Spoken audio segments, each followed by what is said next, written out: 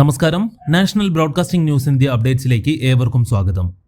ദക്ഷിണ ഇന്ത്യയിലെ പ്രമുഖ തീർത്ഥാടന കേന്ദ്രമായ തിരുവനന്തപുരം ഭീമാപള്ളി ദർഗാ ഷെരീഫിലെ വാർഷിക ഉറൂസ് മഹോത്സവത്തിന് ഇന്ന് തുടക്കം. Muslim Jamaath president S Abdul Jabbar, vice president Khaleelur Rahman എന്നിവർ ചേർന്ന് പകൽ 11 മണിക്ക് പതാക ഉയർത്തിയതോടെയാണ് 10 ദിവസം നീണ്ടു നിൽക്കുന്ന ആഘോഷങ്ങൾക്ക് ഔദ്യോഗികമായി തുടക്കമായത്. ഡിസംബർ 2-ന് അന്നദാനത്തോടുകൂടി ഉറൂസ് സമാപിക്കും. വിശ്വാസികൾക്ക് ആത്മീയ നിർവൃതിയും രോഗശാന്തിയും നൽകുന്ന പുണ്യസ്ഥലമായാണ് ഭീമാപള്ളി അറിയപ്പെടുന്നത്. ഹിജ്റ കലണ്ടർ പ്രകാരം റജബ് മാസത്തിലാണ് എല്ലാ വർഷവും ഉറൂസ് നടക്കുന്നത്. പ്രധാന പരിപാടികളും ആചാരങ്ങളും. ഉറൂസിന്റെ ഭാഗമായി വിപുലമായ മതപരമായ ചടങ്ങുകളാണ് 10 ദിവസം സംഘടിപ്പിച്ചിരിക്കുന്നത്.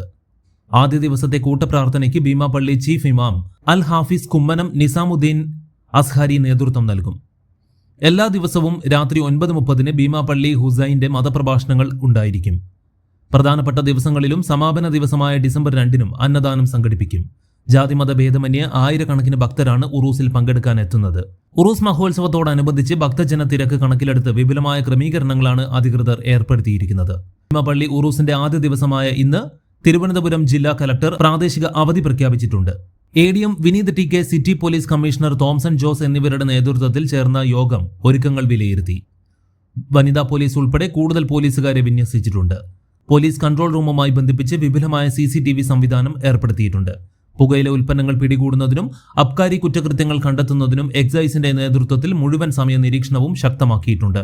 ആരോഗ്യ യാത്രാ സൗകര്യങ്ങളുടെ കാര്യം പരിശോധിക്കുകയാണെങ്കിൽ KSRTC ഭക്തരുടെ തിരക്കനുസരിച്ച് പ്രത്യേക ബസ് സർവീസുകൾ നടത്തും. വാട്ടർ ടാങ്കുകളും മൊബൈൽ ശുചിമുറികളും സജ്ജീകരിച്ചു. ആംബുലൻസ് ഉൾപ്പെടെയുള്ള മെഡിക്കൽ ടീമും ഒരു യൂണിറ്റ് ഫയർ ആൻഡ് റെസ്ക്യൂ സർവീസും സജ്ജമായി പ്രദേശത്ത് നിലയുറപ്പിച്ചിട്ടുണ്ട്.